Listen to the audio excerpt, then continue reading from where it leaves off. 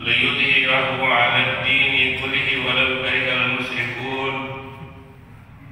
أشهد أن لا إله إلا الله وأشهد أن سيدنا محمدا عبده ورسوله. اللهم صل وسلم وبارك على سيدنا محمد وعلى آله وأصحابه ومن تبعهم بإحسان إلى يوم الدين. أما بعد، فيا عباد الله، أوصي بنفسي وأنتم بتقوى الله فقد فاز المتقون. اتقوا الله حق تقاته ولا تموتن إلا وأنتم مسلمون. قال الله تعالى في القرآن الكريم: أعوذ بالله من الشيطان الرجيم. بسم الله الرحمن الرحيم. يا أيها الذين آمنوا اتقوا الله وقولوا قولا سديدا يصلح لكم أعمالكم ويغفر لكم ذنوبكم ومن يطع الله ورسوله فقد فاز فوزا عظيما. وقال تعالى: يا أيها الذين آمنوا اتقوا الله حق تقاته ولا تموتن إلا وأنتم مسلمون. صدق الله. Hadirin sidang Jumat rahimakumullah. Pertama-tama, puji syukur kepada Allah Subhanahu wa taala karena kita masih diberi nikmat iman, nikmat Islam serta nikmat sehat, tinggal kita pada hari ini dapat melaksanakan kewajiban kita sebagai laki-laki, salat Jumat berjamaah di rumah Allah yang mulia ini. Kemudian daripada itu, saya selaku khatib mengajak pada diri saya sendiri dan seluruh jamaah, mari kita bertakwa kepada Allah dengan sebetul-betulnya takwa, sesuai dengan kemampuan yang diberikan kepada kita semua. Semoga dengan bertakwa itu kita akan mendapat jalan terbaik untuk hidup di dunia maupun di akhirat kelak. Hadirin jamaah salat Jumat rahimakumullah. Di dalam agama kita, terutama yang diturunkan Allah di dalam Al-Quran,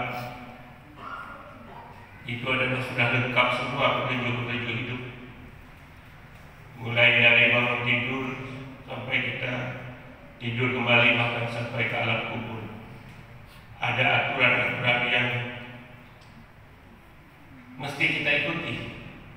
Kemudian aturan itu tidak boleh kita memilah-milah, tidak senang, tidak suka lalu kita tidak ikut. Salah satu di antaranya adalah persoalan kewarisan, harta waris. Itu diatur oleh Allah sedemikian rupa di dalam Al-Quran agar kita itu mengikuti. Tapi dalam kenyataannya, dalam kehidupan hari-hari kita, masih ada orang yang tidak berpedoman kepada itu. Sebelum meninggal, dia sudah dipanggil anak-anaknya, dibagi-bagikan semua dengan cara dihibahkan. Semua itu adalah sangat rentan untuk pertikaian dan sebagainya, dan itu adalah melanggar aturan-aturan yang diberikan oleh Allah di dalam Al-Quran surat An-Nisa mulai ayat 7 sampai 14. Allah sudah menurunkan sedemikian rupa, kita tinggal mengikuti saja. Cukup adil. Bahkan keluarga dekat pun yang apabila kita membagi harta waris, dia hadir di situ, disuruh beli. Yang bukan ahli waris, itu adalah pedoman kita. Karena disebutkan di dalam surat An-Nisa ayat 8, Bismillahirrahmanirrahim. Wa idza hadara al-qismata ulul qurba wal yatama wal masakin farzuquhum minhu. Kemudian wa qulu lahum qawlan ma'rufa. Mereka hadir sedang membagi harta waris, mereka diberi uang dengannya, uang liar, dan katakan kepada mereka perkataan-perkataan yang mulia. Itu perintah Allah.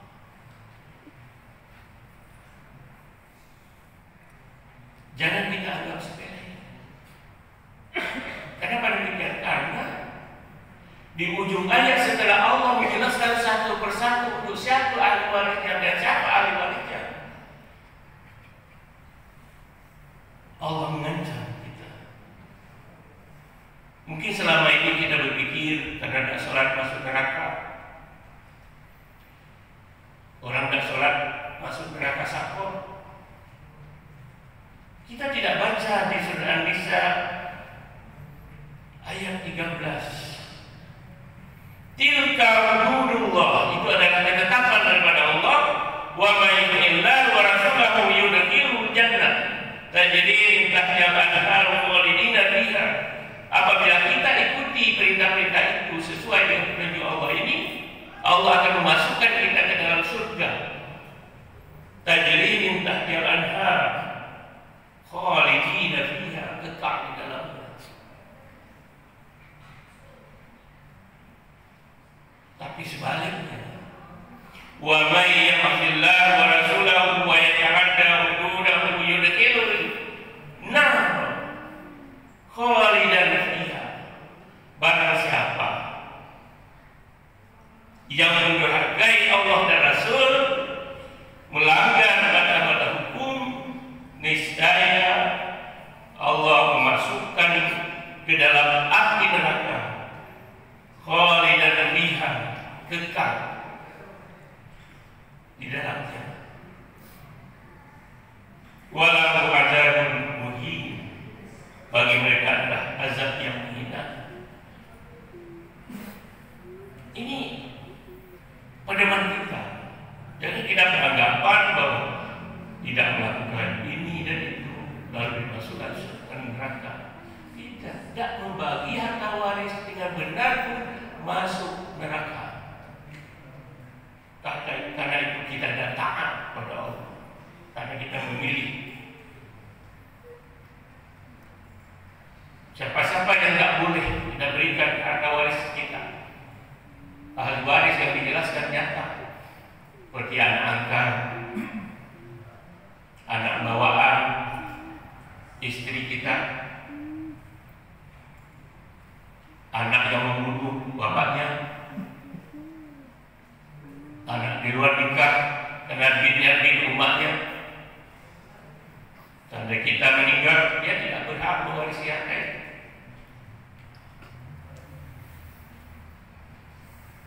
Istri kita, umat kita, atau nenek kita, semua itu masih dapat.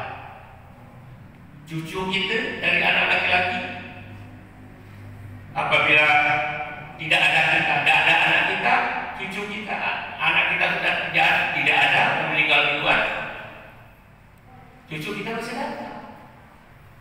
Tapi kalau anak kita masih ada, cucu ada, cucu belum bisa karena ada anak kita. Kadang-kala di masyarakat kita, bapaknya sudah meninggal, dia dibagi-bagi harta waris itu, didiamkan sampai umat abad meninggal. Itu sudah salah, tetap timpa-timpa. Di sana ada kepentingan anak yatim yang tidak bisa diabaikan begitu saja. Coba lihat dengan kehidupan masyarakat kita. Ada keluarga, bapaknya meninggal, dia sampai bertanya-tanya, saudara-saudaranya, si bila bagi. Padahal itu semua ada jatah. Anak laki-laki ada jatahnya dari harta orang tuanya, anak perempuan juga sama. Disebutkan dalam Al-Quran surat ayat 7 surat An-Nisa, lirijali nasibun mimma tarakal walidayni wal aqrabun wal nisa'i nasibun mimma tarakal walidayni wal aqrabun mimma qala minhu wa kasura nasib. Urusan sedikit atau banyak itu kembali pada kita, banyak tidak harta kita, tapi harus diterima, dibagi kepada mereka semua. Kita berdosa menunda-nunda. Saya pernah mendapati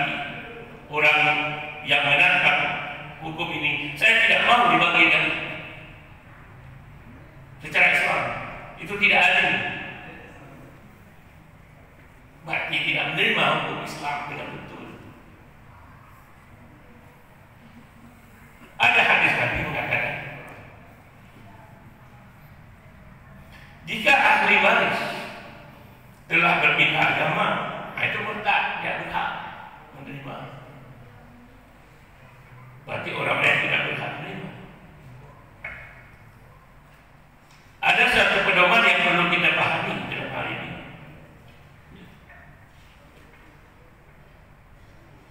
Kita tidak membagi harta waris dengan betul, meskipun 70 tahun kita beribadah dengan baik, super baik. Di dalam hadis disebutkan, akhirnya kita masuk neraka. Oleh karena itu, jangan sampai itu terjadi.